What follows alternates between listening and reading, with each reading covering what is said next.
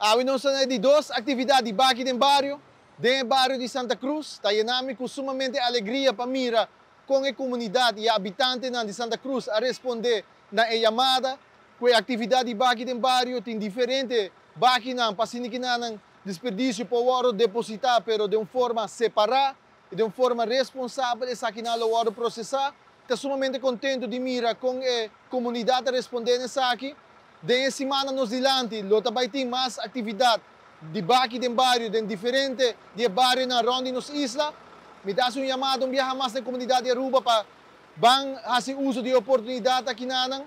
Vou vir trazer por desperdício, separar completamente grátis, para que Anang é por ordem processado de uma forma responsável e assim, conjuntamente, como Aruba, nós prevenir com o desperdício aqui por end-up de nossa natureza. E danke na toda a organização que está participando e também me quero agradecer a toda a gente que está contribuindo também com a Fundação para a nossa comunidade para trazer artículos que quizás não tem uso mais de jeito, mas se uma família de necessidade por fazer uso disso aqui para donar uma outra vida e a Fundação para a nossa comunidade tem ativo na tour e aqui no bairro para que os cidadãos não por trazer artefato, artículos para uma família de necessidade por fazer uso de jeito.